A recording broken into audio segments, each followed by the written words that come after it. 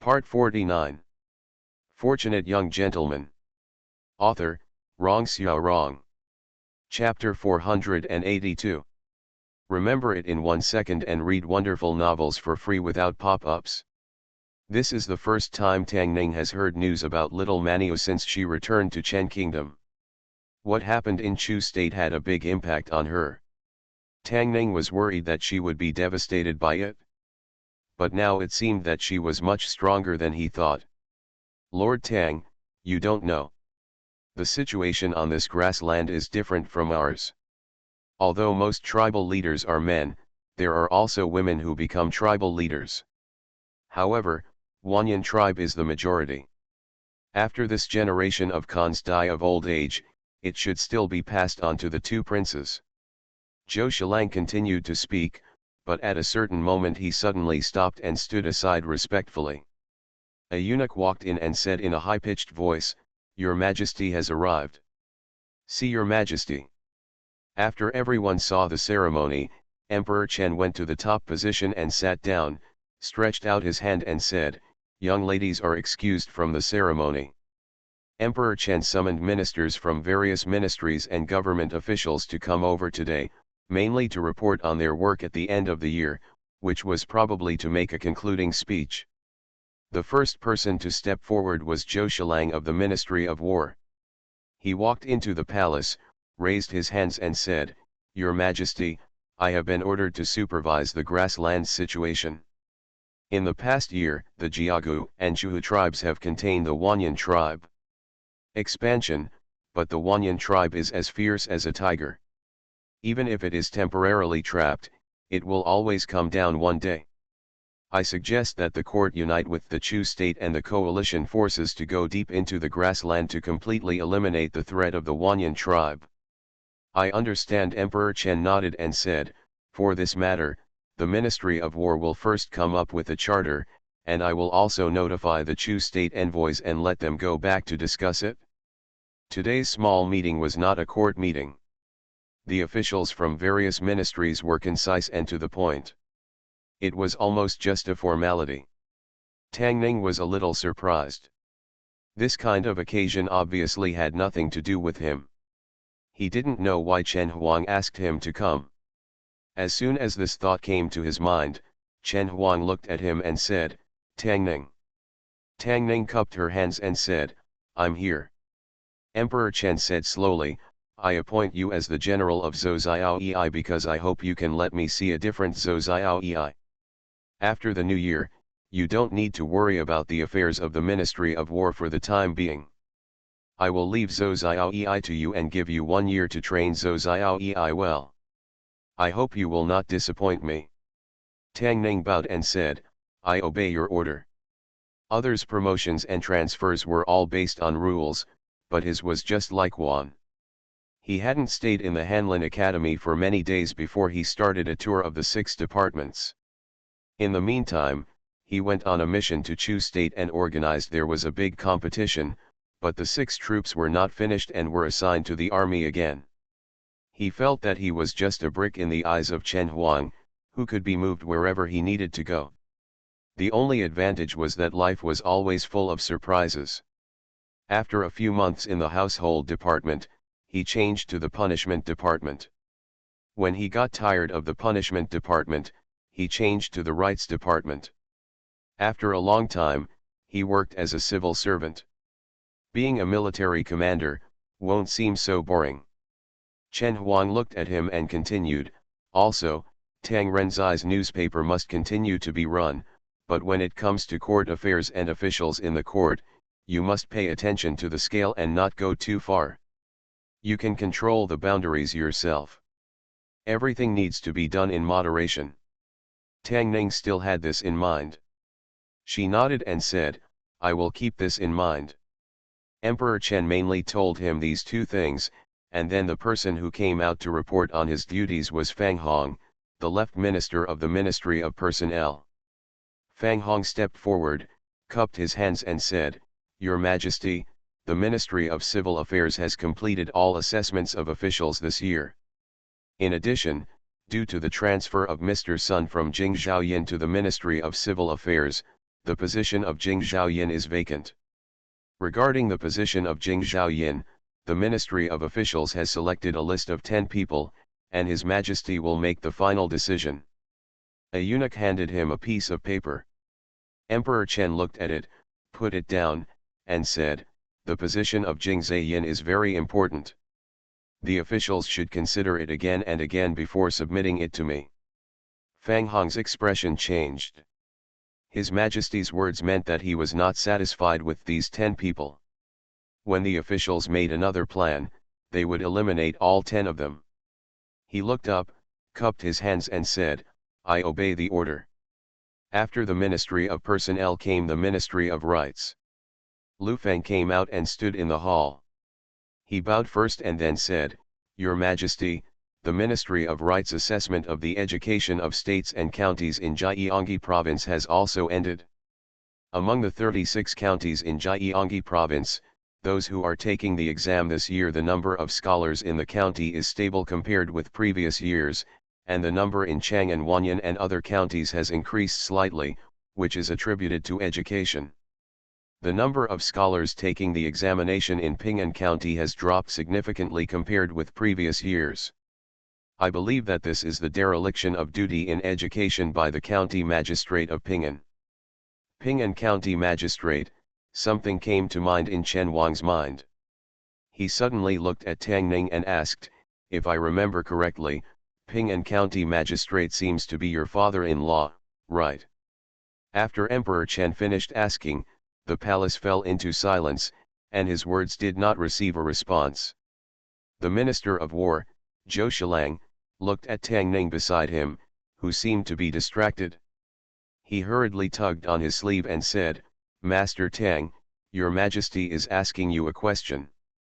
"Ah," Tang Ning came back to her senses and whispered, "What are you asking me for?" Zhou Shilang reminded, "Ping'an County Magistrate."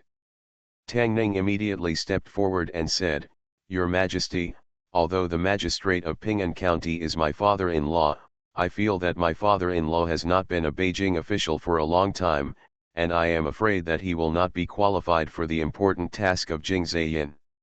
"What are you talking about?" Emperor Chen looked at him and asked, "Have I ever said to let him serve as Jing Zhaoyin?" "No," Tang Ning looked confused. After she came to her senses, she immediately bowed and said, "I was thinking about what Minister Fang said just now, and I was trance-like for a moment. Please forgive me." Everyone in the hall looked at him, and they didn't know what words to describe their mood. His Majesty asked if the magistrate of Ping'an County was his father-in-law. He answered that the position of Jing Zhaoyin was vacant as Shilang Fang just said. The magistrate of Ping'an County is his father-in-law. 5th rank, Jing Zhaoyin is already a 4th rank official. He was promoted from 5th rank to 4th rank at once. Did he think that the magistrate of Ping'an County was himself? Of these two number 1 scholars, one fell asleep during the court meeting, and the other was distracted during the discussion in the main hall, and gave incorrect answers to His Majesty's questions. Is this lack of seriousness a common trait among smart people? Emperor Chen glanced at him, waved his hand and said, "Forget it, be more serious when you are in the palace from now on." Although Jing Zhaoyin's position is awkward and often makes people look strange inside and outside, it is very important to the court. Whether he is controlled by King Kong or King Duan, it will become a weapon for them to suppress the other party and even affect the court situation. Not what he wanted to see. Therefore, whether it was the minister of the Ministry of Hubu or the Ministry of Personnel, or Jing Zhaoyin, Emperor Chen did not want people from King Kong and King Duan to get involved, so he vetoed the nomination of the Ministry of Personnel. He needed to find someone who was not involved in party disputes and was capable. Come and serve. Thinking of this, his expression suddenly froze. He looked at Tang Ning and asked, "What did you just say?" Tang Ning bowed and said, "Your Majesty, I was distracted during the discussion. I am guilty. Please punish me." Emperor Chen looked at him with a thoughtful expression on his face. After a moment, he slowly said, The number of talented people taking exams in the imperial court fluctuates every year. Based on this alone, we cannot conclude that the Ping'an County magistrate is neglectful of education. Besides, he has been serving as the county magistrate of Ping'an for only 2 years, so the education issue cannot be blamed on him. I have heard that he has made outstanding political achievements during his 2 years in office and has a good reputation among the people. He is also a rare talent. He looked at Tang Ning and asked, I remember that the magistrate of Ping'an County was named Zhou Mingli, right? Tang Ning looked up in surprise. When she saw the inexplicable smile on Chen Wang's face, she couldn't help but froze, nodded, and said, yes. Fortunate young gentleman. Author, Rong Xiao Rong. Chapter 483. Chapter 481 of the main text of Ruyi Little Man, Chapter 481. As soon as Guan Wei walked out of the imperial study, the Minister of War, Zhou Shilang, bowed his hand to Tang Ning and congratulated, congratulations, Mr. Tang, on being promoted to Zhou Xiao Ei Zhonglang. He has been staying in the north for the past year and has just returned to Beijing. He is not very familiar with the situation in Beijing. It was not until just now that he discovered how much His Majesty's indulgence towards Mr. Tang has reached. This further strengthened his belief not to be his enemy. If anything happened to Lu Feng, the Minister of Rights, in the coming days, he would have to implement this belief to the end. Tang Ning bowed her hands in return, looked at Minister Zhou, and asked, listen to what your Majesty said later. Did Mr. Lu from the Ministry of Rights impeach the magistrate of Ping'an County just now in the palace? Impeachment is not really. Zhou Shilang looked at Tang Ning. Just as he spoke, his heart suddenly shuddered, and he immediately said, yes, the education of the prefectures and counties in Jiangxi province is under the control of Master Lu of the Ministry of Rights. He thinks that the education of Ping'an County magistrate has failed. Mr. Tang doesn't know something. Education is an important item in the official assessment. If the education fails for consecutive years, it will range from a fine to a demotion. Tang Ning smiled, this Lu Feng is really endless.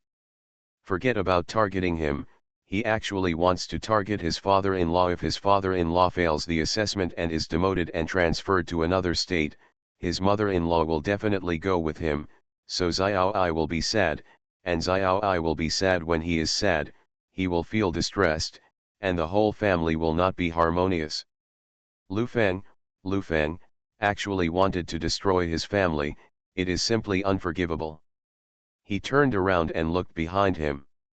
Lu Feng, who was following him, was startled. He immediately stopped and shouted, what do you want to do?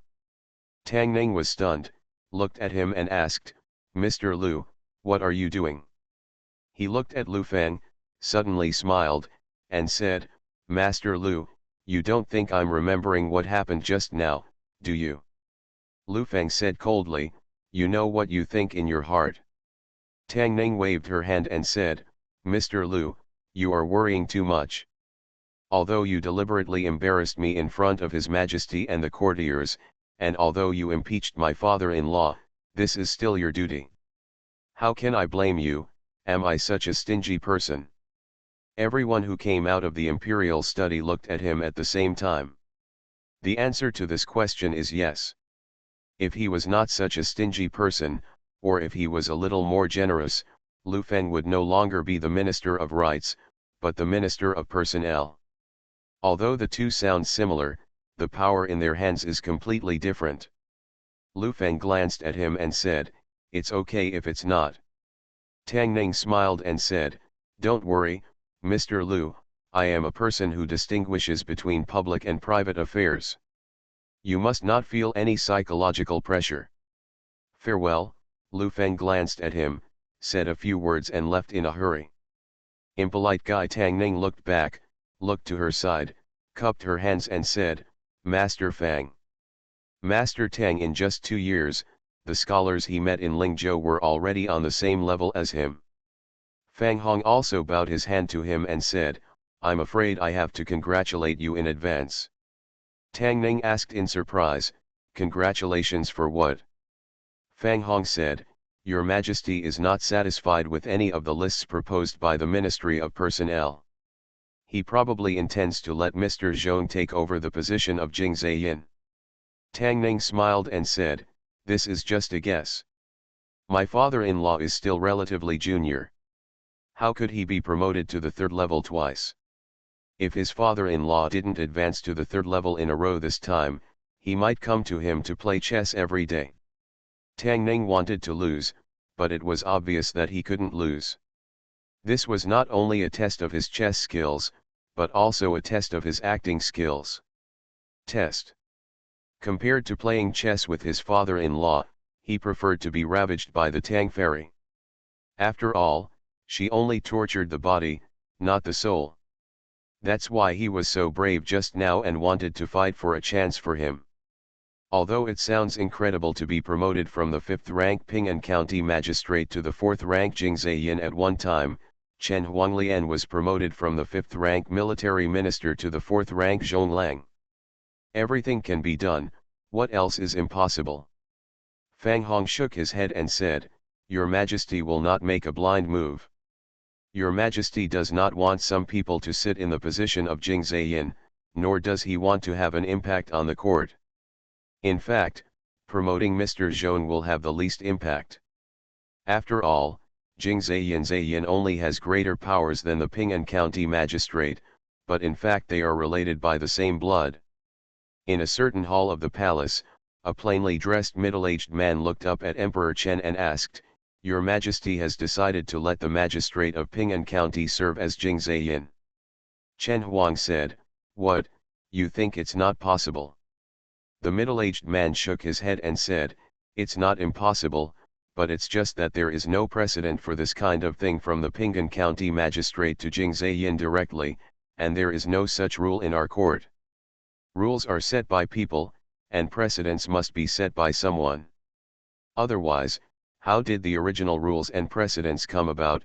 Emperor Chen looked calm and said, "This time, let me set the precedent."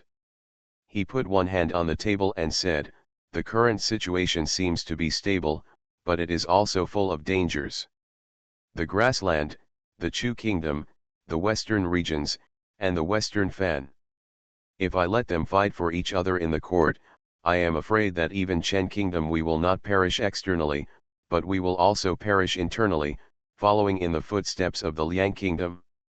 The middle-aged man said, "Even in the prosperous times, there are still crises. Your Majesty, there is no need to worry too early. The power of our country, Chen, is increasing day by day. In a dozen or so years, we may already be able to shock all the barbarians. What is coming will come sooner or later. When the time comes, can the two of them, who only know how to fight internally, be able to withstand it?" Emperor Chen sighed and said, "I don't have decades to wait. If God can lend me another 100 years, I have the confidence to continue my great Chen Kuazuo for hundreds more years." When Tang Ning returned home, he didn't see his father-in-law. He walked to the room, found Xiao Yi and asked, "Where is my father-in-law?" Zhong Yi said, "When my husband went to the palace, my father went back to the county government office. It seems that there was something going on in the government office." Tang Ning walked over, held her hand, and said, "Let's go to the county government office too." Zhong Yi said in surprise, "Didn't we just go there yesterday? What does my husband want to see my father for?" Tang Ning pulled her out of the room and said, "Let's go, let's talk as we walk." Ping'an County Government. Two officials in crimson-colored official robes sat on the main seat. Zhong Mingli, the magistrate of Ping'an County, stood in the hall, cupped his hands and asked, "I wonder what important matters Su Shaiyin and Professor Zheng have come to the county government." Both of them are officials in the Jingzhou government office. Jingzhou Shaiyin is Jing Zhaoyin's assistant. He usually assists Jing Zhaoyin in handling government affairs. The professor of Fushui supervises the education of the government. He has dealt with both of them.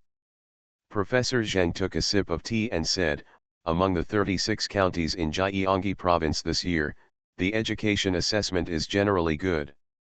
Only Ping'an County failed.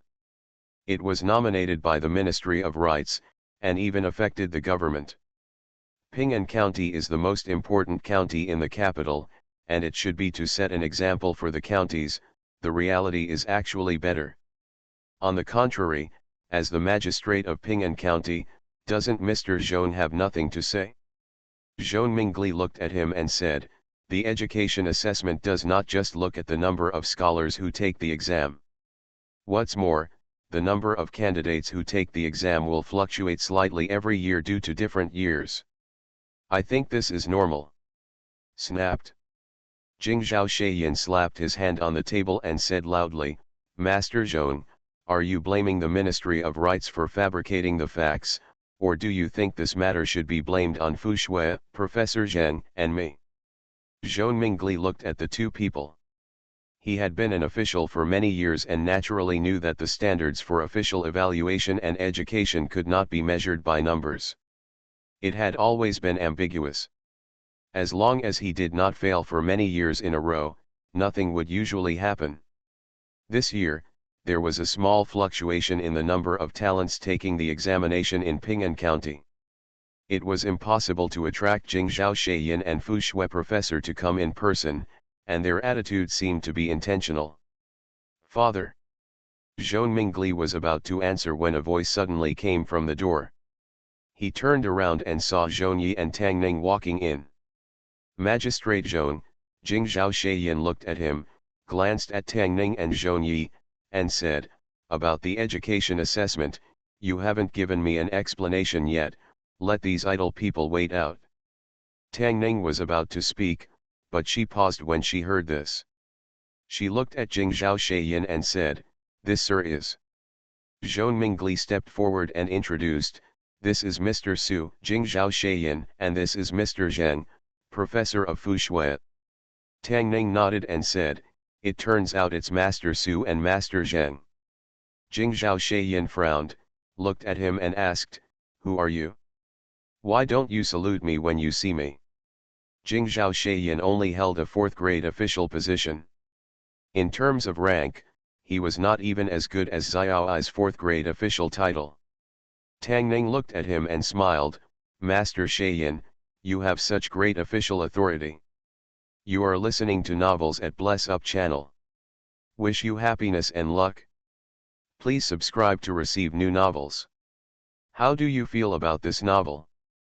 Please like and leave a comment. Fortunate Young Gentleman. Author, Rong Xiao Rong. Chapter 484.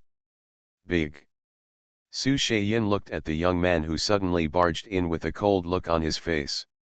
Before he could say the word bold, Professor Zheng hurriedly pulled him aside. Professor Zheng, you. SHH. Professor Zheng looked at the angry Su Shaiyan, immediately made a silence gesture, and whispered, he seems to be Tang Ning. What?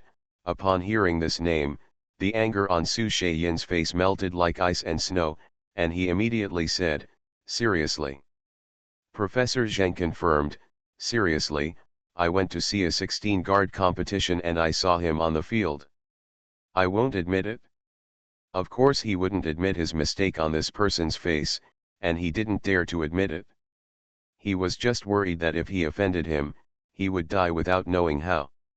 Su Shaiyan felt a chill in his heart.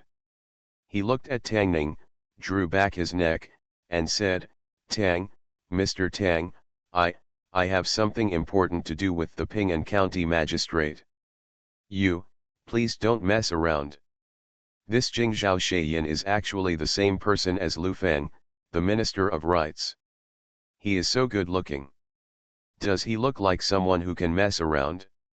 He opened his mouth, but before he could speak, Jing Zhaoxian immediately said, Magistrate Zhong, I and Professor Zheng will take their leave first. If you fail to pass the education assessment in Ping'an County next year, the Jingzhou Mansion Yamen Your Majesty will be informed at the meeting to transfer you out of Beijing County. After saying that, he glanced at Tang Ning and left quickly as if running away. Zhou Mingli watched them leave and shook his head. He had only heard some rumors, but he didn't know that his uncle had already gained such a prestigious reputation in the capital. He put Jingzhou Mansion's warning behind him, looked at Tang Ning and asked, "What are you doing here this time?" "I have something to tell my father-in-law." Tang Ning looked at him and said, "Be mentally prepared first." Mental preparation. Zhou Mingli looked at him, then at Zhou Yi, as if he had realized something, and suddenly said happily, "Xiao Yi is happy." "Dad," Zhou Yi turned red, glared at him, and stomped away. Tang Ning shook her head and said, "It's not Xiao Yi, it's you." "What, your mother-in-law is pregnant?" Zhou Mingli's expression changed and he murmured, "This is impossible, obviously every time." "Stop," Tang Ning stretched out her hand to interrupt him and said hurriedly, "No one is happy. This matter is related to you. Please listen to me first."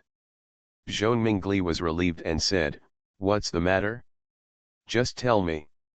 Tang Ning took a breath and said, "You may be promoted to Beijing Zaiyin." "What?" Zhou Mingli was stunned, and his expression was even more shocked than when he thought his wife was pregnant.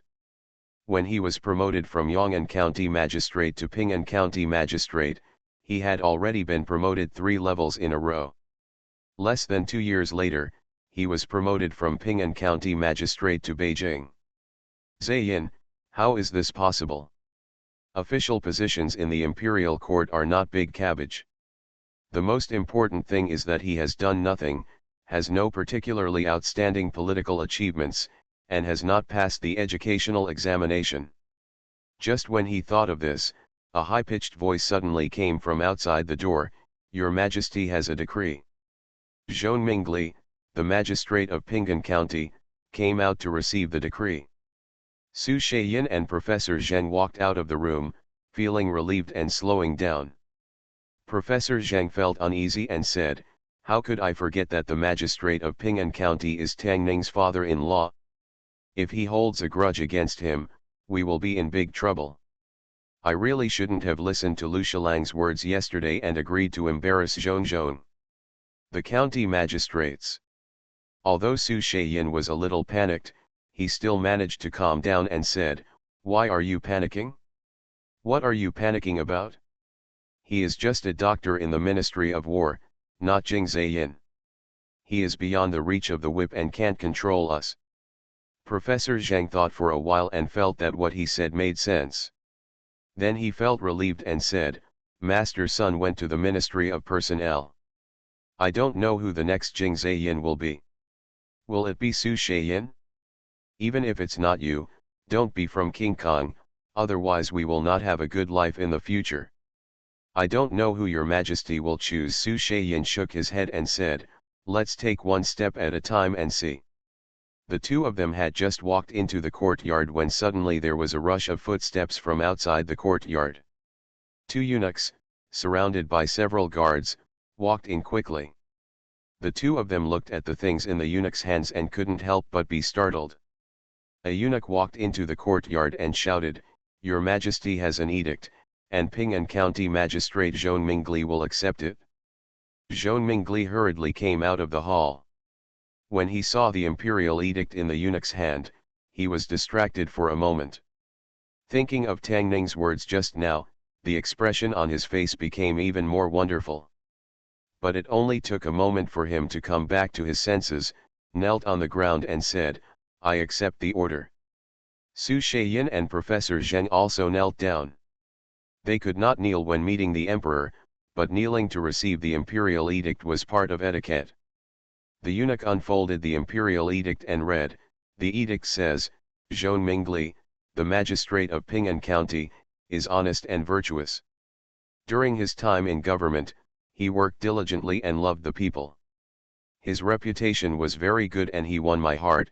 He was awarded the title of Jing Zaiyin by the Ministry of Civil Affairs. Take office today, Qinzai." Without doing anything, a Jing Zaiyin suddenly fell from the sky. Zhou Mingli was confused for a moment. He slowly stretched out his hand and said, "I accept the decree. Thank you for your kindness." Jing, Jing Zheyin. Su Shaiyin slowly turned his head, looked at Professor Zheng, his teeth chattered, and asked, did I hear you correctly? Professor Zheng pursed his lips as if he were mourning for his heir, and said, no, yes, it's Jing Zheyin. The Ping'an County magistrate was suddenly promoted to 3 levels in a row and became Jing Zheyin. In other words, they just yelled at their immediate superior and asked their immediate superior for the crime. Su Shaiyin swayed and whispered, Master Zheng, help me, I'm dizzy. Professor Zheng said in a trembling voice, Master Su, please don't catch me, I'm also dizzy. In the courtyard, the eunuch handed the imperial edict to Zhou Mingli and said, Master Zhou, His Majesty has told you to enter the palace immediately after receiving the edict. Let's go. Zhou Mingli swallowed his saliva, recovered from this happy event, stretched out his hand and said, Father-in-law, please. Master Zhou, please. When there was no one in the hospital, Su Shaiyin slowly stood up, looked at Professor Zheng, and asked, do you think Mr. Zhou will take revenge on us in the future? Professor Zheng pursed his lips, unsure, probably not. In the imperial study room, Zhou Mingli walked into the hall, bowed with his hands in hand, lowered his head and said, I, Zhou Mingli, Magistrate of Ping'an County, see your Majesty. Emperor Chen put down the memorial in his hand, walked down and said, from now on, you are already Jing Zheyin. Zhou Mingli was startled, and then he cupped his hands and said, my lord, I, Jing Zheyin Zhou Mingli, thank you for your kindness. Emperor Chen looked at him and asked, do you know why I asked you to be Jing Zheyin? Zhou Mingli raised his head, moved his lips and said, I don't know. Emperor Chen looked at him and asked, people say that people who kill people and set fire to the Ping'an County magistrate will not serve Jing Zheyin for 3 generations. It means that if you kill someone and set fire in your previous life, you will be the Ping'an County magistrate in this life. If you don't practice virtue in 3 lifetimes, you will be the Ping'an County magistrate in this life. Jing Zheyin, what do you think? Zhou Mingli cupped his hands and said, Your Majesty, I don't believe in the past life. Whether it's the peace order or the Jing Zhaoyin, I only act according to my conscience and do my duty. I was still hesitant at first, whether this was a bit hasty. After all, this dynasty has never had such a precedent. Chen Huang looked at him and said, now I feel that no one is more suitable for this position than you. Zhou Mingli bowed and said, I am scared.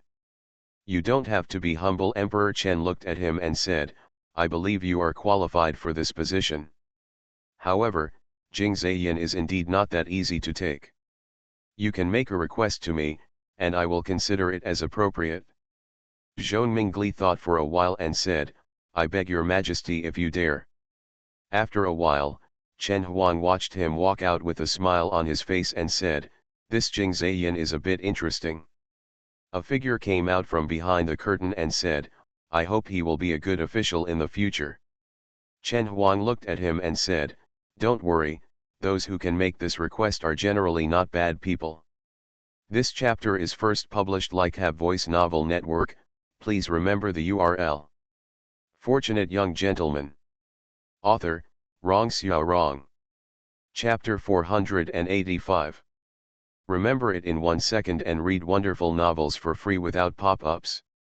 There was an explosion in the Ping'an County government office at this moment. Just now, His Majesty issued 2 imperial edicts to promote the county magistrate Zhou to 3 levels and appoint him as Jing Zheyin. Zhao Xiancheng was also promoted to half a level and took over the position of magistrate Zhou and became the new county magistrate of Ping'an.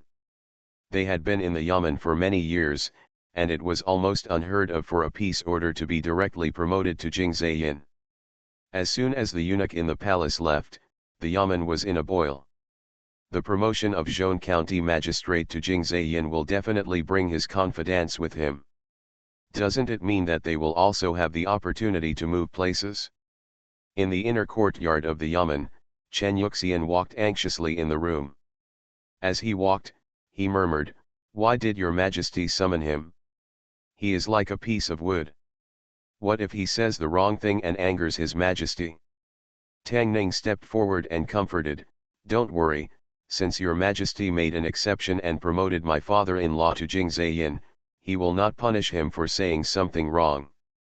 As soon as he finished speaking, Zhong Mingli walked in quickly from the door. Chen Yuxian stepped forward, held his hand, and asked, "How are you doing? Your majesty didn't embarrass you, did you? Why are you making things difficult for me, your majesty?" Zhong Mingli was surprised, then he handed her a piece of clothing with a smile and said, "This is for you." Chen Yuxian looked at the vaguely familiar clothes in his hands and asked, "What is this?" "Fourth rank uniform." Zhong Mingli looked at her and said, "His Majesty just asked me to make a request. This is what I asked him for. You can put it on and see if it fits." Chen Yuxian was startled when he heard this, then punched him on the shoulder and said angrily, "You are stupid, His Majesty's golden words are so precious, and you just asked for a piece of clothing." Zhong Mingli grabbed her hand, smiled and said, "As long as you like it." Chen Yuxian clutched the imperial uniform in his hand tightly and looked up at him, his eyes gradually becoming moist and his voice choked with sobs, "You idiot. Mother-in-law might want to try out the imperial uniform for a while." It was really awkward to stand in the room anymore. Tang Ning pulled Xiao Yi out and closed the door. Zhong Yi walked into the courtyard, looked at Tang Ning, and asked, "Why did your majesty suddenly promote my father to be Jing Zheyin?" At this moment, Tang Ning didn't know whether to thank Lu Feng, the Minister of Rights, or to mess with him.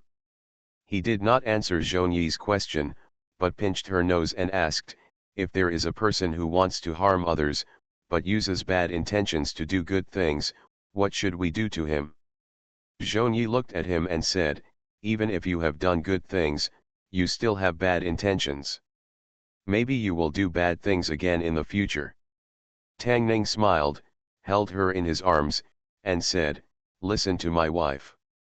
Zhong Yi looked at him and asked, "Dad's promotion this time, is it related to my husband again?" Tang Ning carried her and walked out of the yamen, smiling, "Only your majesty can make the decision on this matter.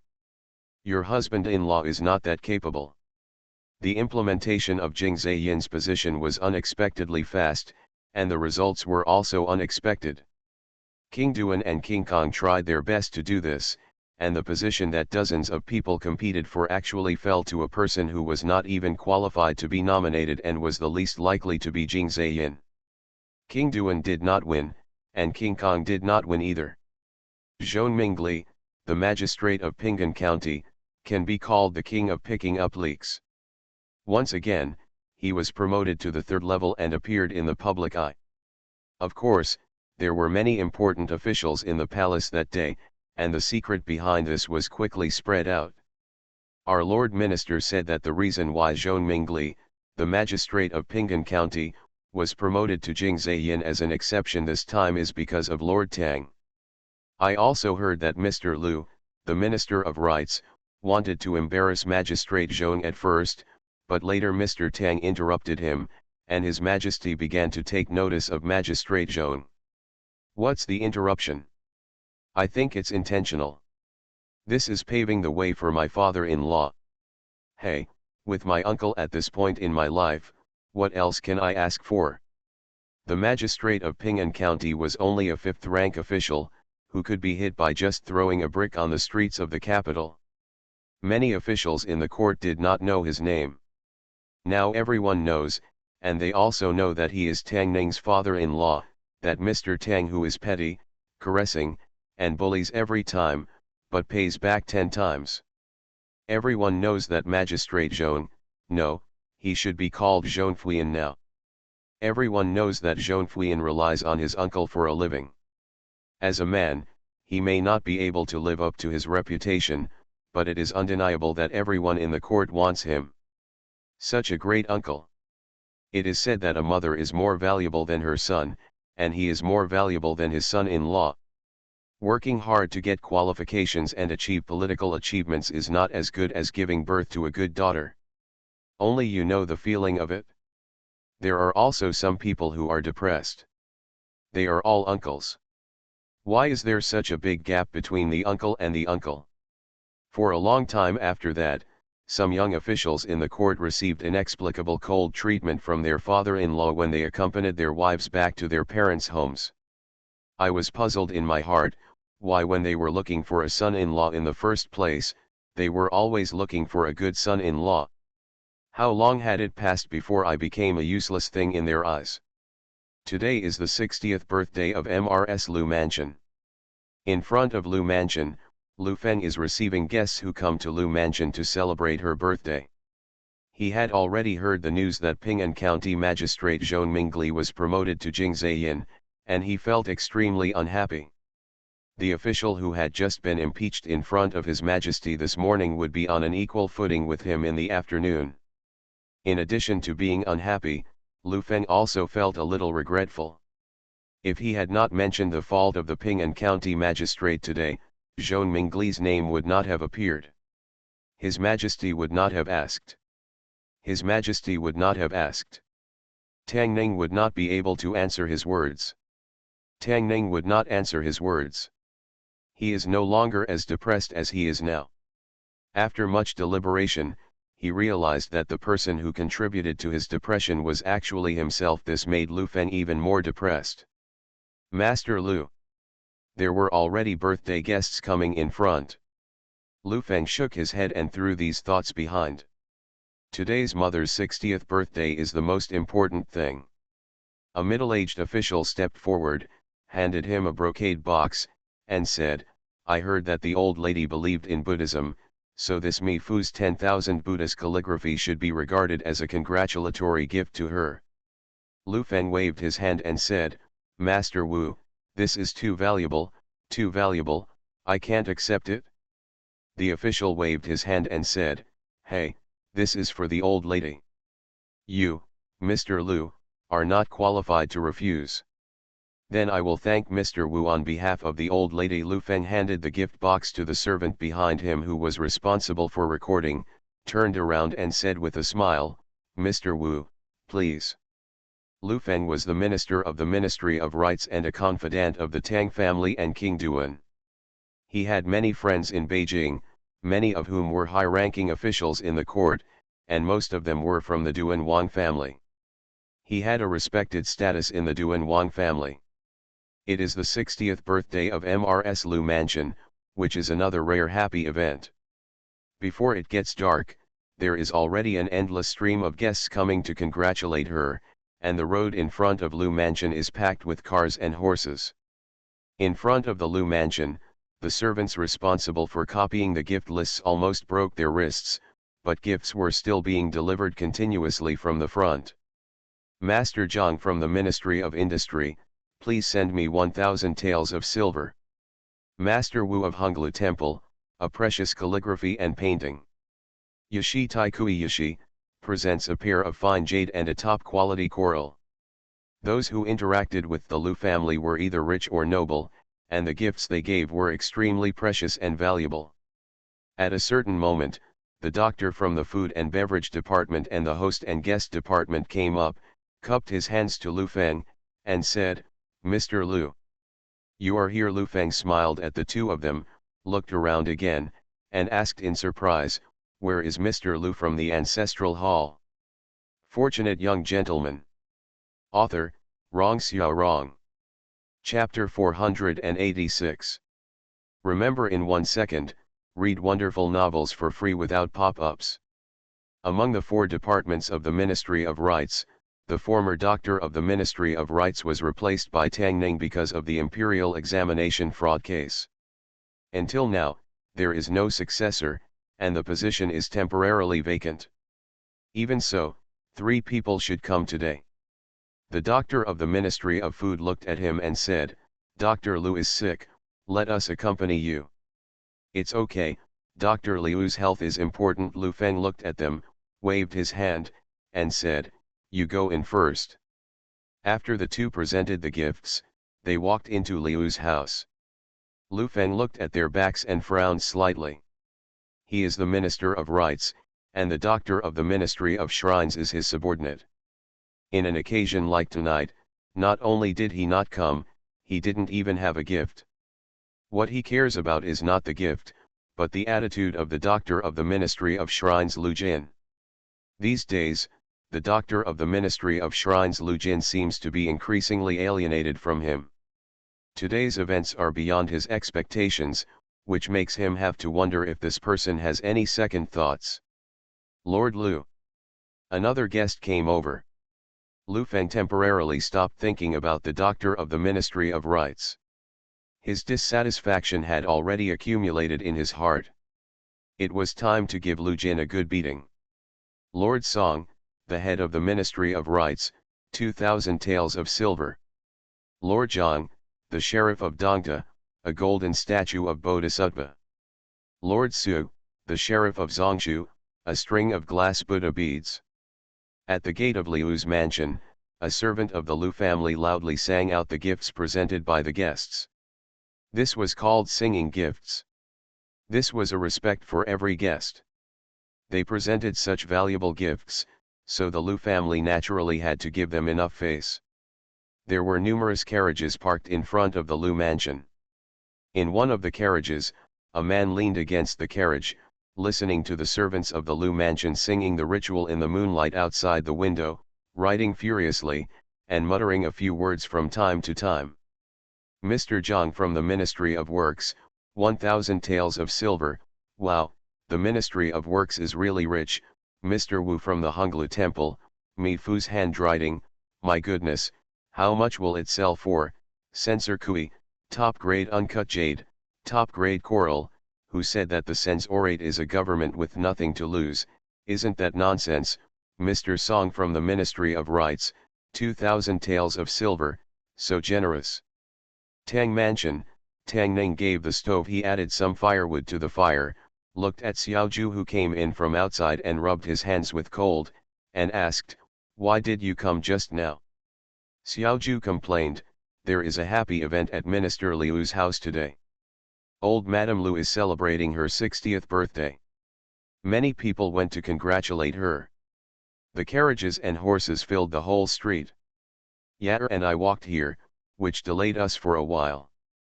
Tang Ning looked at him and asked, where are the vegetables? Xiaoju said, I asked your maid to wash them. Winter is more suitable for hot pot, but there are not many fresh vegetables in this season. Only the royal family and big families like the Xiao family can grow some off-season vegetables near the hot springs. Xiaoju stretched out his hand and put it on the fire, looking at Tang Ning and asked, what did His Majesty say when he asked you to go to the palace today? Tang Ning said, let me go to the cavalry camp after the new year to train the left guard. In addition to this matter, Emperor Chen also mentioned the newspaper. Tang Ning was actually prepared for it. He guessed that he might take back the right to discuss current affairs or matters related to the court. After all, this thing is very sensitive and can only be controlled by the court. Unexpectedly, Emperor Chen only reminded him and did not take back this power. Tang Ning had previously guessed whether he was stingy with money, but after thinking carefully, he felt that as an emperor of a country, even if he was stingy, he would not be reluctant to spend even that little money. Xiaoju thought for a while and asked, Lu Feng impeached County Magistrate Zhong in the palace today. He should fight you to the end. There is a happy event in Liu's mansion tonight. Don't you want to go and see it? Forget it. Tang Ning waved his hand. If he went, I'm afraid that Liu's mansion would not have a happy event today. Old Madame Lu only has one 60th birthday in her life, so he should do some good deeds and not join in the fun. He should wait at least 2 days.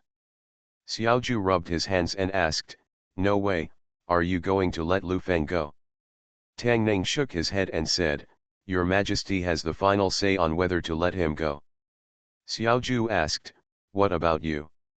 Tang Ning looked at the fire and said, I plan to send him to see His Majesty. Lu Feng is really annoying. It would be fine if he did it once or twice, but he is so annoying that he never stops and never repents. Instead of dealing with the trouble he brings every time, it is better to get rid of the troublemaker and solve the problem once and for all. Xiaoju looked at him and said, "You'd better not do it yourself. His Majesty has forgiven you once.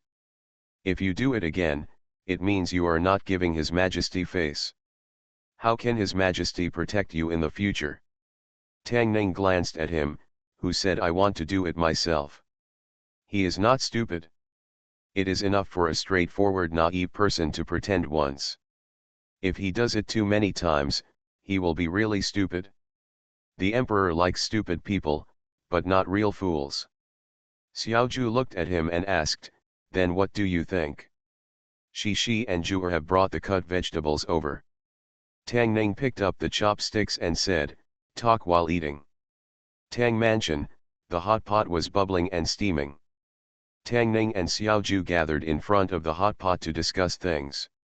Liu's family, Mrs. Liu's 60th birthday was celebrated with singing and dancing. The guests and hosts were happy and celebrating. At the same time, a mansion in Beijing. In a room in the inner courtyard, a woman put her hands on her hips, looked at Lu Jin, the doctor of the temple, and said angrily, "It's the 60th birthday of Lu Shilang's mother. It's okay if you don't go. You don't even send gifts. You let her do it. What do you think, Mr. Lu? You still want to be the doctor of the Ministry of Etiquette? I think you are almost done as the doctor of the Ministry of Ancestral Affairs." "Shut up," Lu Jin glared at her. "You woman, what do you know? Let me tell you, it's not certain who is responsible. You tell me to shut up, you tell me to shut up." The woman was furious, grabbed Lu Jin's hair, and cried loudly, "Why didn't you tell me to shut up when you married me? I will give you a child. Why didn't you tell me to shut up when?" His hair was pulled hard. Lu Jin grimaced in pain, took a breath, and said, "Don't be ridiculous, I'm talking to you about business." Minister Lu offended that man to death this time. "I'm afraid he won't be able to dance for long. If you get close to him, you might be implicated. What will you do then? I am thinking of you. I can't live this life, I can't live it."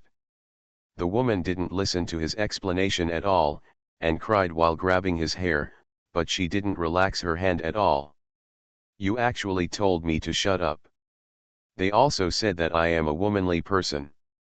Lu, if you rebel against me, I will fight with you." Ministry of Rights. It was the 60th birthday of Lu Shilang's mother yesterday. Even the minister came to the house in person to send congratulatory gifts. Yesterday, the Lu family was full of guests and the congratulatory gifts were piled up. The officials of the Ministry of Rights were discussing this matter early in the morning. Lu Jin limped into the rights yamen with a dejected look on his face. At the door, the chef from the dining department who came in with him turned to look at him. Seeing his bruised and swollen face, he was surprised and said, "Mr. Lu, what's wrong with you?"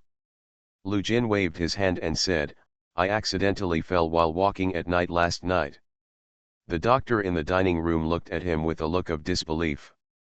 The injuries on his face didn't look like they were caused by a fall, but more like they were beaten. "What's your expression? You don't believe me?" Seeing his expression, Lu Jin said angrily, "I tell you, my injury was caused by a fall while walking at night last night. If I lie to you, I will kill my wife." Okay, I believe it." The chef of the dining department waved his hand helplessly. Since Mr. Lu has sworn such a heavy oath, he has to believe it even if he doesn't believe it. You are listening to Novels at Bless Up channel. Wish you happiness and luck. Please subscribe to receive new novels. How do you feel about this novel? Please like and leave a comment. Fortunate Young Gentleman. Author, Rong Xiao Rong. Chapter 487. Remember it in 1 second and read wonderful novels for free without pop-ups. The doctor from the temple fell down while walking at night last night. His nose was bruised and his face was swollen, and there was a slap mark on his face. It was obvious that he was beaten by the fierce wife at home, but he even uttered such a vicious vow to kill his wife, which made Mr. Lu go crazy on the spot. No one exposed his lie. After all, in the Ministry of Rights, Mr. Lu still has a bit of a voice. I think it might be because of this reason that Mr. Lu did not attend Lu Shilang's mother's 60th birthday yesterday. After Lu Jin sat in the yamen of the Ancestral Temple Department for a while, a clerk came in, looked at him and said, "Mr. Lu, the minister asked you to come over." Lu Jin sighed in his heart. He didn't go to the Lu mansion yesterday, and he didn't send any congratulatory gifts. Lu Shilang must have a grudge against him. Going away would be a disaster rather than a blessing. He followed the clerk to the Shilang's office, knocked on the door, walked in, and said, "Shilang Lu, are you looking for me?" Lu Feng was reading a book, sitting in his seat and ignoring Lu Jin. This was obviously an insult to him. Lu Jin felt a little humiliated, but he could only endure it for the time being. After all, as long as Lu Shilang was still in the Ministry of Rights, he would be his immediate superior. But it won't necessarily change in a few days, so he must endure it for a few days. After waiting for a cup of tea, Lu Feng closed the book, looked at Lu Jin, and said in surprise, "I was fascinated by the book. When did Dr. Lu come in?" Lu Jin had a dry smile on his face and said, "I've been waiting here for a while, sir." "What are your orders?" Lu Feng took a sip of tea, looked at him, and said, "The year-end festival is coming soon, and the ancestral hall must prepare as soon as possible. This is the first year after the change of Yuan dynasty. Nothing can go wrong during the festival. Mr. Lu these days be busier and more attentive." Lu Jin was startled and asked, "Will the temple department be responsible for all the year-end festivals?"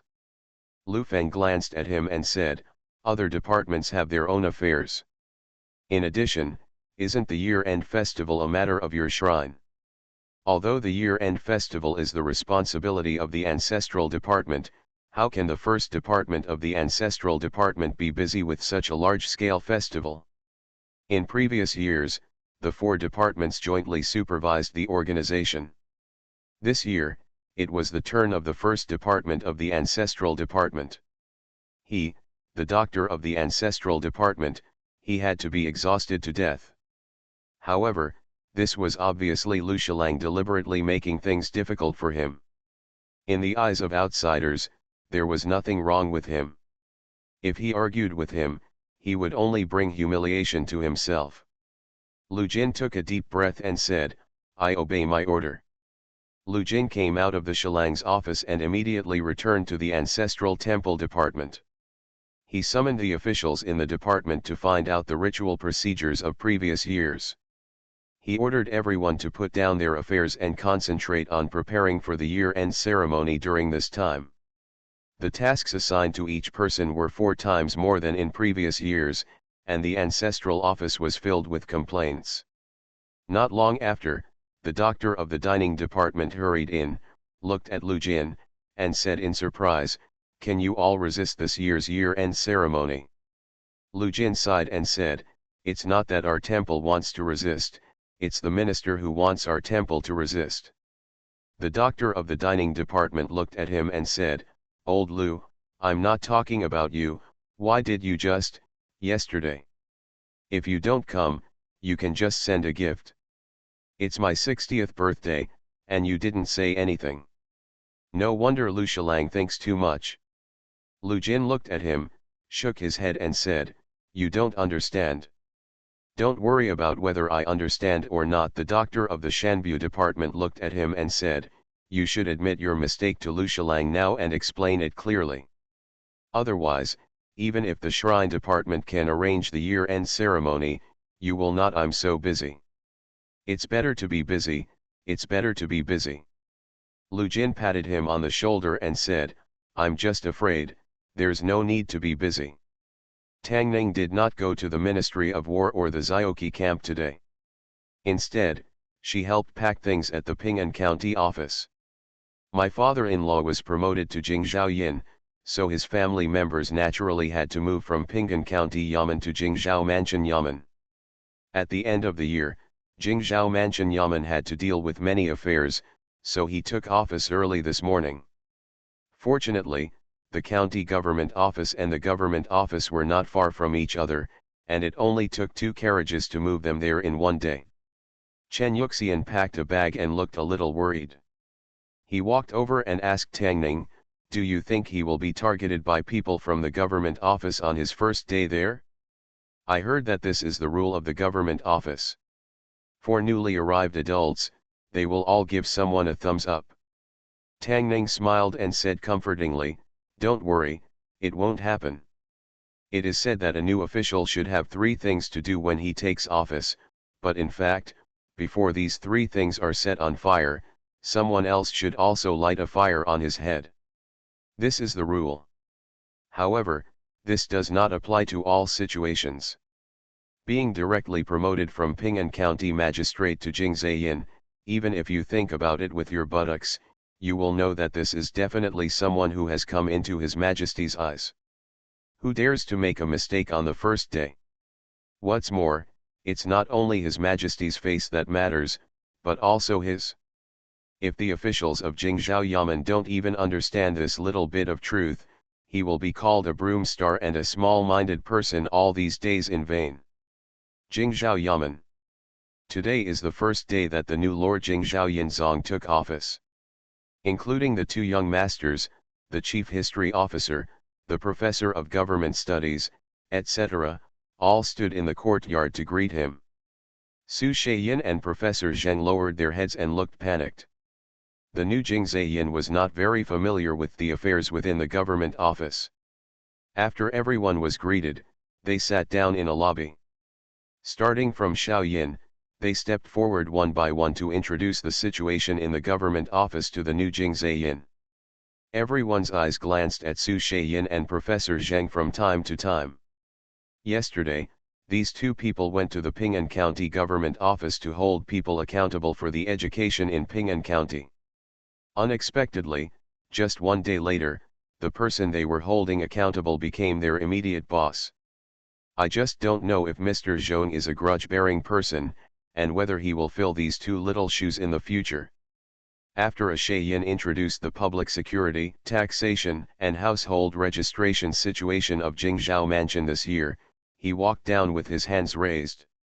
Su Shaiyin stood up nervously, walked forward, cupped his hands and said, "Master Zhong, I am in charge of Jingzhou Mansion Education and Education." Zhong Mingli looked at him and asked, "As far as I know, Ping'an County's education assessment failed this year. Su Shaiyin and Professor Zheng are responsible for this matter. Should I give you an explanation?" Su Shaiyin and Professor Zheng stood there stunned, their chests seemed to have been hit by a giant hammer, their faces turned red. This is revenge, this is naked revenge, this is what they asked him yesterday. The officials of Jingzhou Mansion were shocked. This Lord Zhong seemed to be a vengeful person. He would not give them small shoes in the future, but would put them on now. And in an almost humiliating way, treating others with their own treatment. The education in Ping'an County was unqualified, but wasn't he the original magistrate of Ping'an County? Su Shaiyin and Professor Zheng's lips were dry and they murmured, I'm here, I'm here." Zhong Mingli looked at him and said, "Education is a major matter. It is related to the fate of the country and the foundation of the court. It should not be underestimated. The 36th county in Jingzhou is the place where the largest proportion of Jinshi is in each imperial examination. It should be paid more attention to, ranking among the temples. Gao, how can you know the sufferings of the people? Since Su Shaiyin and Professor Zheng are responsible for the education of Jingzhou, why not go to these 36 counties to teach students and maintain the academic style?" Su Shaiyin and Professor Zheng's faces turned pale. Even if each of the 36 counties in Jingzhou were to be visited in 1 month, it would still be more than 3 years later. This is basically exiling them. But it is their duty to be responsible for the education in the Jingzhou area. There is nothing wrong with Zhou Mingli's arrangement. I only regret that I should not have agreed to Lu Feng in order to curry favor with the Tang family and Prince Duan. The current Jingzhou mansion office has fallen into the hands of others. If you continue to stay here, I am afraid that the future will be even more difficult. The two of them raised their heads at the same time and said dejectedly, I obey my orders. After listening to the new Jing Ziyin's arrangements for Su Shaiyin and Professor Zheng, everyone in the hall secretly licked their lips and swallowed. They only knew that Tang Ning was a person who could not be offended. Only now do I understand why he is so petty. Even his father-in-law, not to mention him, the top beam is not straight and the bottom beam is crooked. Fortunate young gentleman. Author, Rong Xiao Rong. Chapter 488. My father-in-law's first day in office seemed to be smooth. He had been working in the officialdom for so many years, and Tang Ning was confident in his ability. County Magistrate Zhao was only promoted half a level and took over his position as Ping'an County Magistrate. If he could also be transferred by His Majesty to serve as an assistant official like Xiao Yin, with the tacit understanding between the two of them over the years, he should be invincible. Unfortunately, this kind of thing depends on luck, and it seems that there is no such possibility at present. So far, their family has completely established a foothold in the capital. Although compared with those big families with decades of history and complicated foundations in the capital, their background is still a little thin, but background is something that cannot be generalized. No matter how powerful the party is or how dense the network is, it is not as safe as leaning on the big tree of the emperor. Near the end of the year, the major shops under the Tang people entered the vision of the people in the capital because of the 16 guards competition, and sales doubled. Tang Ning and Tang Yaoyao discussed and made some adjustments to the industrial structure. The biggest change was to separate the newspaper from Tang Grenzai and set up a separate Beijing daily. This organization is not profitable. If the labor cost is included, there is even a certain degree of loss, but this is also a strategic loss. As the first official news organization of the state of Chen, the significance of this is not something that can be measured by a few thousand or a few hundred taels of silver. Near the end of the year, there is nothing big to report in the newspaper. All major government offices are working hard to ensure public security. In the past 2 days, many families have been robbed, including the housekeeper's mansion and the rich and powerful. My father-in-law specifically mentioned it yesterday and asked him to remind the general public in Beijing in the newspaper to raise their awareness of prevention and do a good job of anti-theft work. The Ministry of Rites, the task of the year-end sacrifice ceremony was completely taken over by the Ministry of Shrines. Lu Jin, a doctor in the Ministry of Shrines, got up earlier than the chickens and slept later than the dogs these 2 days. He worked day and night and worked hard. He was so busy that he didn't even have time to eat, but he still didn't forget to read the newspaper every day. Although if something big happened in the capital, the government offices were often the first to know about it, but how could rumors be more convincing than black and white? What disappointed him was that nothing big happened in the past few days, especially Minister Lu, who was beaming with joy every day, as if the old lady was celebrating her 60th birthday every day. However, he still firmly believed that good would be rewarded with good, and evil would be rewarded with evil. It was not that there would be no retribution, but the time had not come. Before dawn, there would always be a period of extreme darkness. He had survived so many days and did not care about 1 or 2 days. After all, winter was here, so how far would spring be? There was nothing big in the newspaper, except that many people in the capital had been robbed recently. The thieves were extremely rampant. After stealing things, they would leave a plum blossom at the scene, calling themselves the strange thief Yizhame. I don't know if this plum blossom robbed women in addition to money. If he could go to Liu's house and rob the evil woman in his family, his future life would be better. Thinking about it makes people look forward to it. The strange thief Yizhame is a thief who suddenly appeared in the capital these days. He does not steal from the common people, but only from officials and dignitaries. For some reason, no matter how tight the defense of those people is, it is useless for Yizhame. In just a few days, more than 10 families were robbed, leaving only a plum blossom at the scene to indicate his identity. The Jingzhou government has issued a warrant for arrest. If anyone can catch this thief, he will be rewarded with 1,000 taels of silver. Unfortunately, this thief is so elusive that it is difficult to find his trace. Late at night, in a high-ranking family in the capital, Xiao Quanbo embraced his new concubine and walked into the room. He turned back and ordered the servants, "Send more people to patrol the warehouse at night, and don't let those thieves come in to steal things." The guards in the mansion immediately said, "Yes, sir." Xiao Quanbo nodded with satisfaction, hugged the concubine and walked into the room. Just when he peeled her into a little white sheep and covered her with a quilt, ready to do a big job, a gong suddenly sounded in the yard. "Catch the thief, catch the thief. It's a plum blossom, catch him. Don't let him get away." Xiao Quanbo was in a tense and exciting moment, and was frightened by the sudden sound of the gong. He shivered twice and felt bored. In the courtyard, the guards of Xiao Quanbo's mansion saw a figure jump onto the wall, and disappeared after a few taps. He held a torch in one hand and a plum blossom in the other hand, standing in the yard, with an unwilling look on his face. Xiao Quanbo put on his clothes and hurried out of the room, asking, "Did you catch him? Did you catch him?"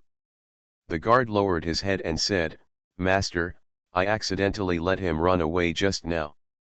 "Waste!" Xiao Quanbo kicked several people in anger and shouted, "You are all waste." His chest was heaving and his breathing was rapid. "If you can't even catch a thief, what's the point of keeping you?" At this time, a guard came running over with a torch and said, "Master, there is something on the ground." Xiao Quanbo frowned and said, "What is it?" The guard picked up a booklet from the ground and said, "It seems to have fallen from Yizhame." Xiao Quanbo returned to the room and opened the booklet. He saw some words densely written on it. He took a closer look and was stunned. All the people recorded on it are the rich and powerful families in Beijing. That would be fine, but it even records clearly what precious treasures each family has. Censor Wang's family has collected an original calligraphy by Sushi, Mi Fu's original calligraphy has flowed into the home of Minister Liu, and the home of Minister Qi of the Ministry of Revenue has a lot of silver, all of which was obtained through corruption. He dared not report it to the authorities if it was stolen. There were dozens of pieces of information, some of which were marked with a square root. Uncle Xiaoquan thought about it carefully, and it seemed that they were the houses that had been stolen in the past few days. Are the preparations for being a thief so detailed these days? Sure enough, no one can succeed casually. It is no wonder that Xia Yizhame can become the #1 thief in the capital. It turns out that he has also done so much hard work in private. Uncle Xiaoquan flipped through it casually, and suddenly a piece of paper fell out of the booklet. He picked it up and looked at it, and said in surprise, "Gift list, what gift list?" After reading it, he stood stunned and murmured, "This is not the 60th birthday. This is obviously a money-grabbing party." He murmured something. He always felt that something was wrong. When he looked up again, he couldn't help but take a breath. This, where did their money come from? A 7th-grade official, who is still a clear figure in Yushitai, has an annual salary of less than 100 taels. A gift can easily be 1,000 taels or 2,000 taels. Listed above are all officials who attended Lu Shilang's mother's 60th birthday, and these people are all from the Tang family and the Duan Wang faction. It's great. Unexpectedly, catching the thief would lead to such a big harvest. Uncle Xiaoquan looked happy and said, "Quick, prepare the sedan and go to Prince Kang's mansion." In Tianrunju, Su Mei took off her night clothes and said dissatisfiedly, "Yizhame, can't you give it a nicer name?" Tang Ning thought for a while and said, how about a super cute little fox that can charm the whole country with one smile and charm the country with two smiles? Sumei waved her hand and said, forget it, just a branch of plum. She threw Yezing Ai aside and said, you are really stingy. Lu Feng only impeached your father-in-law once, and you are taking revenge on him like this. This is not revenge, Tang Ning corrected. If he is really clean, nothing will happen to him. If he is not, we can eliminate harm for the people and represent justice.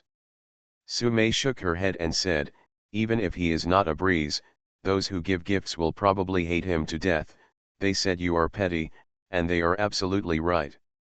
This is not to be petty, this is to protect the people I care about. Tang Ning looked at her and said, if anyone bullies you, I guarantee that his end will be as miserable as Lu Feng's. Sumei said, am I someone you care about? Tang Ning looked into her eyes and asked, what do you think? Okay, I got it. A charming smile appeared on Sumei's face, and she waved her hand and said, I'm going to bed, please go back quickly. Tang Ning sat by the bed and said, there's no curfew these days anyway. You can go to sleep. I'll leave after you fall asleep. Tang Ning felt a little sorry that she had to play the role of the thief Yuzhame every day, so she took the initiative to coax her to sleep. After finally coaxing her to sleep, Tang Ning left the room and walked out of Tianashanju. You've been running out every night for the past 2 days, just to come here to have a private meeting with Suhu. A voice suddenly came from behind. Tang Ning turned her head and saw Tang Yaoyao standing in the darkness, her eyes flashing dangerously. Fortunate young gentleman. Author, Rong Xiao Rong. Chapter 489. Ruyi Xiaolang Jun Text Volume Chapter 487. The attack of King Kong. Tang Ning was very suspicious whether Tang Yaoyao was often eavesdropping on him on the other side of the yard, otherwise how would he know that he came out every night? However, he has been doing business these days, and he is not afraid of the shadows. He looked at Tang Yaoyao and said, what a private meeting, we have important things to do. Tang Yaoyao walked up and asked, what's the important matter? If you often walk by the river, your shoes will not get wet. If you lie and talk sweetly like Xiaoju, your car will overturn sooner or later. If you have a clear conscience, you can drift and drift as much as you want on the road without worrying about overturning. Disaster. So he told Tang Yaoyao exactly what he and Sumei had done these past few days. Tang Yaoyao said in surprise, you mean, Su Fox is Yuzhame? Sumei seemed to be very concerned about her title. Tang Ning looked at Tang Yaoyao and said, can you stop calling me Su Fox and Su Fox all the time? It sounds like a vixen, which is really unpleasant. Tang Yaoyao glanced at him, then you still call me Tang Yaoying. Tang Ning waved her hand, pretend I didn't say anything. Are you really just discussing this matter with her? Tang Yaoyao crossed her arms, looked at him, and asked, aren't you already secretly together and secretly meeting here every night? Why do you think so? Tang Ning looked at her and asked, am I this kind of person in your eyes? Tang Ning found with great regret that Tang Yaojing was no longer the pure Tang Yaoyao he knew before. She was always thinking about random things. It's okay if it's not. Tang Yaoyao felt relieved, thought of something again, looked at him and asked, I can do what Sumei can do, why are you looking for her instead of me? Tang Yaojiao was a little too confident when she said this. Sumei can play the flute and the piano, can she? Sumei can speak in a cooing way that makes people's bones soften. Can she? Sumei has great martial arts skills and can sneak around without leaving a trace on the snow. Can she do it? The reason why Tang looked for Sumei instead of her was naturally because Sumei had high martial arts skills and there was no need for him to worry. Of course, this reason could not be used to convince Tang Yaoyao unless he wanted to be defeated by her. You can't answer casually. If you let Tang Yaoji feel that he and Sumei are more familiar and intimate, the consequences will be more terrible than being beaten by her. After that, you don't know how many words you will have to spend to coax her back. Tang Ning looked at her and said sincerely, "How can I trust you to do such a dangerous thing?" Tang Yao Yao looked at him with satisfaction and asked, "Then you can rest assured, Sume." Tang Ning explained, "She has great martial arts skills." After saying that, he realized something was wrong, and when he was about to change his words, Tang Yao Yao's hand was already on his shoulder. "You are so worried about my martial arts. In fact, I have improved a lot these days. Do you want to give it a try? It's better not to give it up. We are all our own people, don't be polite." When Tang Yao Yao hooked Tang Ning's neck and walked back, 4 sedan bearers carried a sedan and trotted past them. They passed through most of the street and stopped in front of a tall mansion. Uncle Xiaoquan got down from the sedan chair, walked quickly to the gate, banged the door hard several times, and said loudly, "Open the door, I want to see His Highness Prince Kong."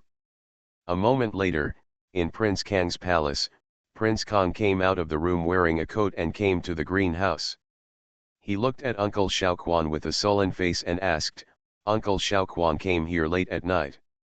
What do you want with me?" Anyone whose sweet dream was disturbed on a winter night would not look good, not to mention that the dream he had was very beautiful. In the dream, he defeated King Duan and was made the prince. The second day after he moved into the East Palace, his father he was seriously ill and died suddenly. Just when he was wearing a dragon robe, facing the eyes of the ministers, and preparing to sit on the dragon chair, Uncle Xiaoquan came. Uncle Xiaoquan bowed his hands and said, "Your Highness, I came here late at night because I have something important to report." King Kong glanced at him and said, "What's the matter? Tell me." Uncle Xiaoquan immediately said, "I was at home just now and was about to have fun with the fifth lady." King Kong looked at him and said angrily, "Who wants to hear about your happiness with the fifth madam? Tell me the key points." Oh, Uncle Xiaoquan trembled and said immediately, "Back to your Highness, just now the biggest thief in the capital, Yizhame, came to steal from his subordinate's house. He was discovered by the guards of the house. Unfortunately, he was not caught and let him run away." King Kang's eyelids twitched, he looked at Uncle Xiaoquan and asked, "You came here in the middle of the night, didn't you just want to tell me that there was a thief in your house and let the thief escape?" Prince Kang's eyes were terrifying, and Uncle Xiaoquan's body trembled slightly, and he trembled, no, although Yizhame escaped, 2 things fell from him.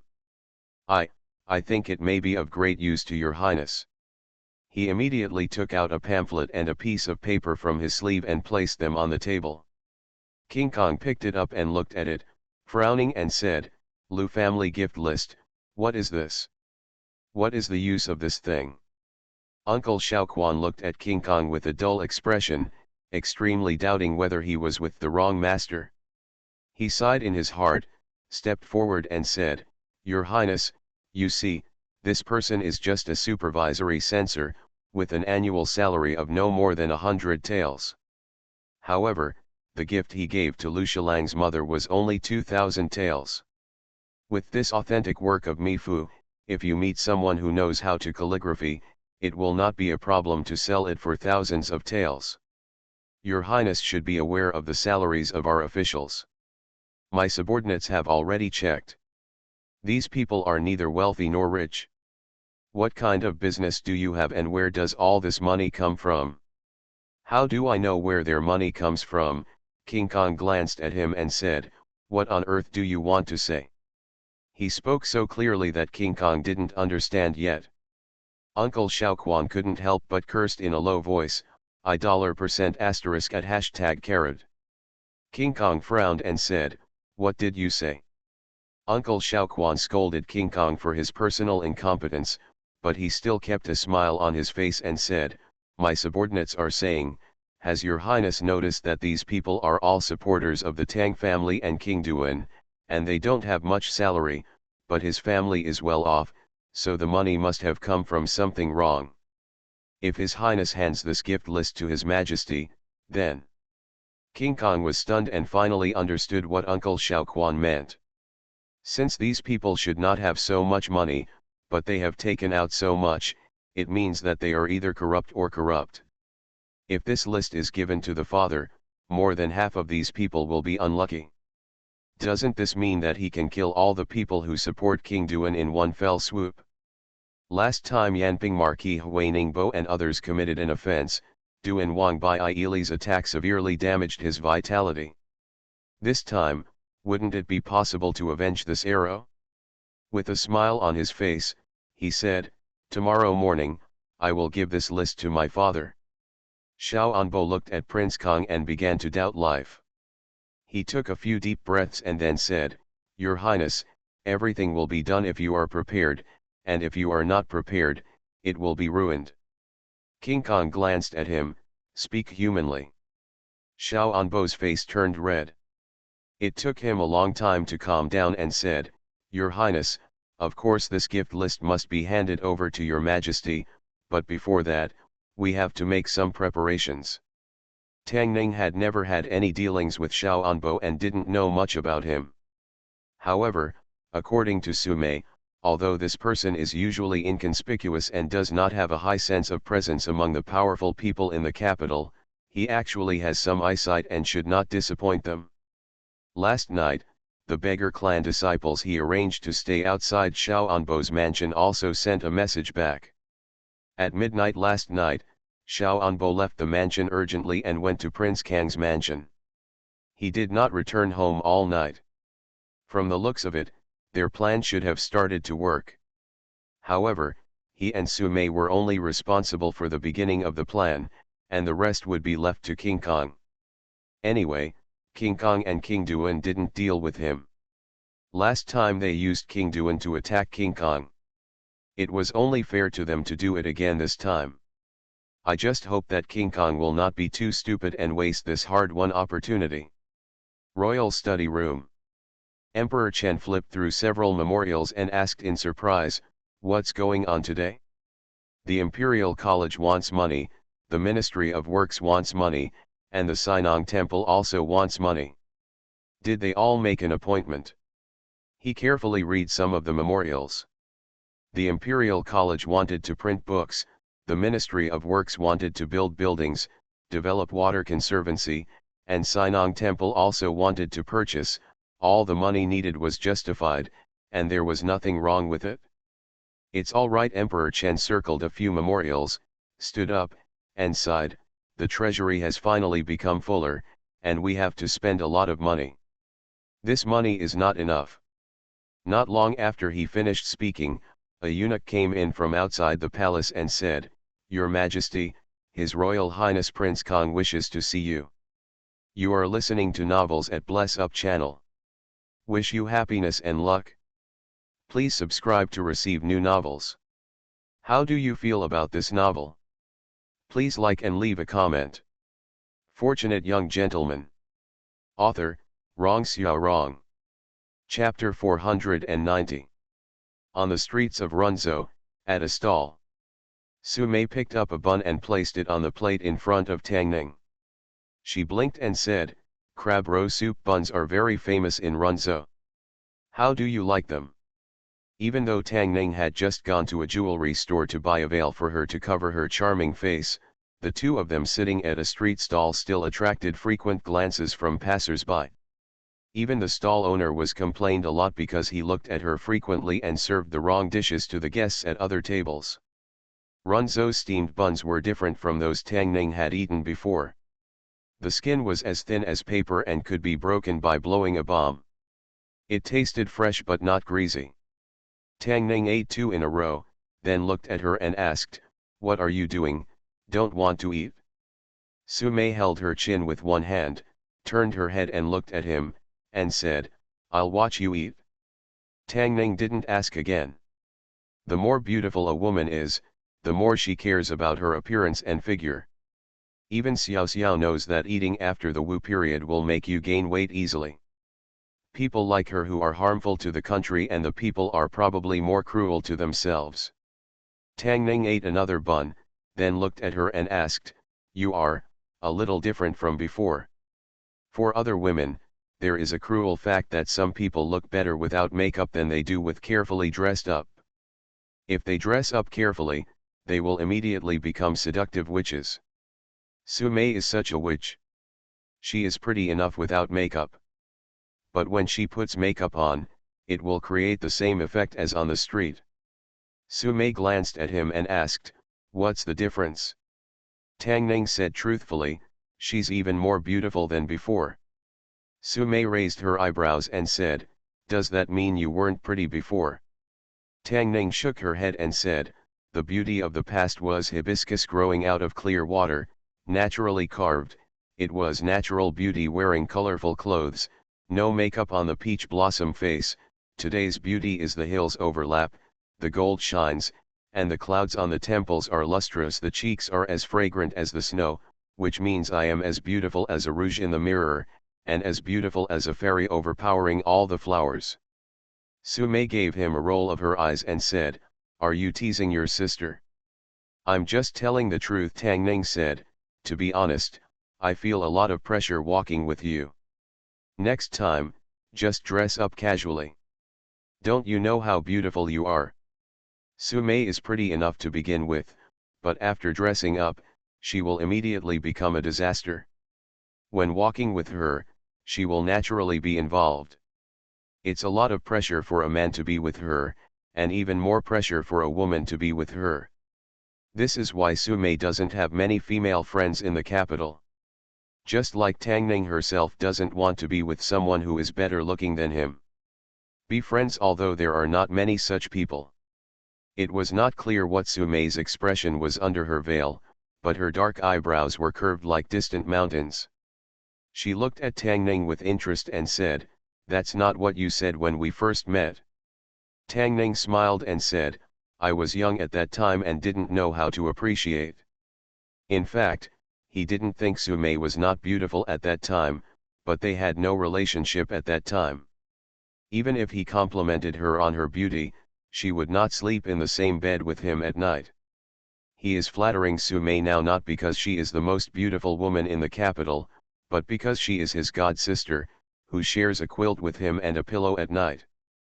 "Why didn't I notice before that you are so good at making girls happy? No wonder you tricked them all into your home." Sumei glanced at him and said, "Okay, let's get down to business. What are you going to do these days? Be careful, the prince already knows that the 3 strongholds of the Xiao family were destroyed by you, and may take action against you secretly." With old Zheng and Gong Sunying here, Tang Ning hoped that the Prince of Guizhou would take action quickly. His Highness might never have imagined that there was an undercover agent who was as beautiful as a fairy. Xiao Mansion. The people from the western region and the grassland have left, and only the Crown Prince of Guizhou and a few confidants are left in the hall. One person looked around, looked at Prince Jian, and said, "Your Highness, Bai Chongfeng is not here. Do you want someone to call her over?" "No need." Prince Jian waved his hand and said, "She has been in the capital for too long and her courage is getting weaker and weaker. She will only drag us down. If she is gone, this prince will be able to be clean."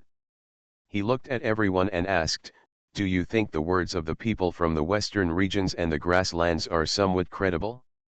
If they pretend to cooperate, once we start an uprising in the south of the Yangtze River, they will not be able to contain Chengguo's military strength. We have been fighting for more than 10 years. Wouldn't the arrangement be ruined? The south of the Yangtze River is different from the north. If the western regions and the grasslands do not contain the Chen state and allow them to allocate their forces to suppress the rebellion, the imperial army will march straight in. Even if they win the south of the Yangtze River, they will not be able to hold it." One person thought for a while and said, "The grassland has coveted Chengguo for a long time. If the third prince wants to inherit the position of Khan, he needs such a great achievement. Zioan is ambitious and is also unwilling to be a minister. This is not only our opportunities are also opportunities for them, and they should see this clearly." Prince Jian looked at him and said, "Don't be afraid of 10,000, just be afraid of what happens." The man said, 10,000 steps back, Even if the situation changes, we can abandon Jiangnan and flee to central Guizhou. According to the current situation, within 5 years, the grassland and Chen state, the western regions and Chen state will definitely be divided. There will be a battle, and by that time, Chengguo will definitely have too much to take care of. If we wait for the opportunity to act, it is not too late to reap the benefits. The Prince of Qian pondered for a moment, clenched his fist and said, "Wealth and honor are sought in danger, the best is to start all over again. 5 years, this prince can still wait." The man continued, "This uprising is a test for us from the grassland and the western regions. If we can get the help of the 4 major families, it will be easy to take over Jiangnan. Of course, we must try our best to win over the 4 major families." The Prince of Qian nodded and said, "But before that, there is one more thing to do." A trace of murderous intent appeared on his face, and he said, "The things of the Xiao family are not something that anyone can touch." The Prince of Qian looked at a gloomy old man beside him and said, "Yan Gongfeng, please go to Runzhou post station tonight. It is difficult to make a move alone. It is impossible to fight against others on their territory without winning over a few reliable allies. Tang Ning has only a few people under him. He feels bad if he loses one of them, but he doesn't want to die in Jiangnan. The 3 major families in Runzhou have dominated Runzhou for hundreds of years and are deeply rooted in Jiangnan. They are very good targets for winning over. The reason why they are the 3 major families is that Tang Ning left the Su family to the Prince of Qian to win over. After all, the number 4 sounds unlucky. Removing the Su family will bring good luck. Besides, eating alone is not a good habit. If you eat meat yourself, you have to leave some soup for others. Bai family, Shen family, Song family." Tang Ning stood in the yard, muttered a few words, looked up at the sky, and sighed, "It's a good time to be dark and windy." That night, the hour of Zhou had passed, and Runzhou city was silent. At the Runzhou post station, a figure suddenly appeared on a side of the courtyard wall. The figure was shrouded in a black robe, looked around, and quietly fell down the courtyard wall. In the courtyard, a sturdy figure who was dozing in the corner rubbed his sleepy eyes, raised his hand and greeted him, "I'm here." Fortunate young gentleman. Author, Rong Xiao Rong. Chapter 491. Remember it in 1 second and read wonderful novels for free without pop-ups. Officials from the Yashitai of Dali Temple of the Ministry of Justice suddenly visited the Ministry of Rights, and captured Lu Feng, the Minister of Rights, and the Doctor of the Food and Guest Department on the spot. Even Tang Hui, the Minister of Rights, was alarmed. Tang Hui looked at a Dali Temple official, frowned and asked, "Feng Shaoqing, what on earth is going on?" The official looked at him and said, "Master Tang, we are also acting under orders. Please forgive me for not informing you of the specific matters." He looked back at Lu Feng and the others, waved and said, "Take them away." A young censor came up and said, "Why is there no doctor in the temple?" It was the birthday of the mother of the Minister of Rights, and as a subordinate, the Minister of the temple had no reason not to go. The young Minister of Dali Temple thought for a while and said, "Maybe I missed it. Let's go to the temple and ask." They did not dare to be careless about this. From the fact that His Majesty summoned the Ministry of Punishment, the highest officials of Dali Temple and Yashitai at the same time, we can see His Majesty's determination on this matter. Of course, no one from the Ministry of Rights, who was under special care, could be missed. Temple Department. Lu Jin looked at the young minister of Dali Temple and said quickly, "I was ill that day. I didn't go to Shilang Liu's house to congratulate me on his birthday, and I didn't send any gifts. Why are you looking for me?" The young minister of Dali Temple frowned and asked, "Seriously?" Lu Jin suddenly became anxious and said, "You ask me to tell the truth, but you don't believe me when I tell the truth. Why are you like my wife?" The doctor of the Ministry of Punishment stepped forward, looked at the young minister of Dali Temple, and said, "Feng Shaoqing, we can't take people indiscriminately without evidence. This is what your Majesty specifically told us. Whether there is any problem with Dr. Lu, we should wait until it is found out." The Shaoqing of Dali Temple thought for a while, glanced at Lu Jin, nodded and said, "That's fine."